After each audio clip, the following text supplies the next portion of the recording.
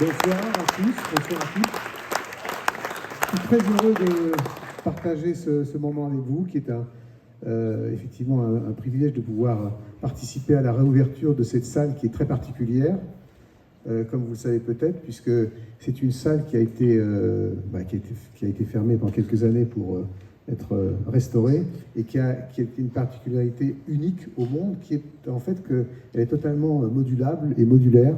C'est-à-dire qu'on peut, là, dans sa version la plus grande, mais on peut la réduire, donc les murs se réduisent, le plafond peut se réduire, mais surtout, ce qu'elle a de particulier et d'unique, c'est qu'elle a une acoustique variable. C'est-à-dire que physiquement, les panneaux, qui s'appellent des périactes, peuvent bouger, c'est-à-dire tourner sur eux-mêmes, pivoter, et passer d'une réverbération, disons, d'une église à la réverbération d'un petit studio mat.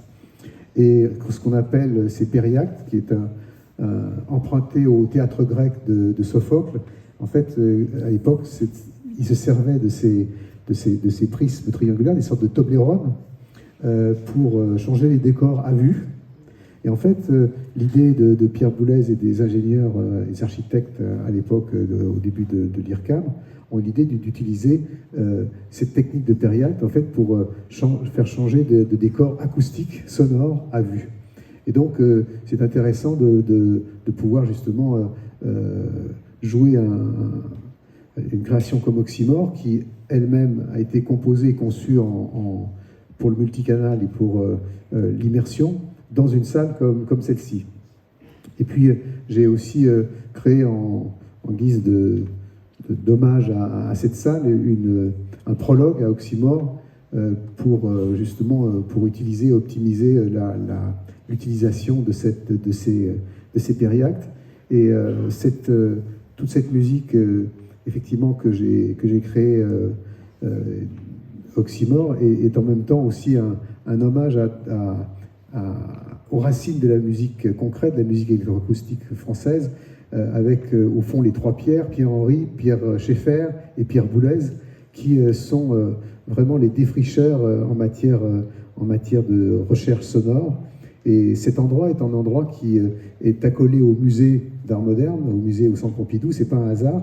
Et c'est probablement unique que finalement on mette le son au même niveau que la peinture, que la sculpture, que les arts graphiques, et qu'on puisse ainsi rendre hommage au son dans une salle pareille. Et pour moi, le Oxymore est quelque chose que j'avais en tête depuis longtemps. Tous les musiciens sont obsédés par la relation de l'espace et du temps. Et en fait, dans une salle comme ça, justement, on peut jouer avec l'espace réellement. Et évidemment, de jouer Oxymore dans une salle comme ça est quelque chose qui est particulier pour moi. J'espère que ça le sera pour vous. Et en fait, je vous invite à fermer les yeux, parce qu'en fait, dans ce cas, il n'y a pas grand-chose à voir et tout à écouter. Et plus que jamais, les oreilles ouvrent les yeux. Donc, passez un bon concert et à tout de suite. Oui.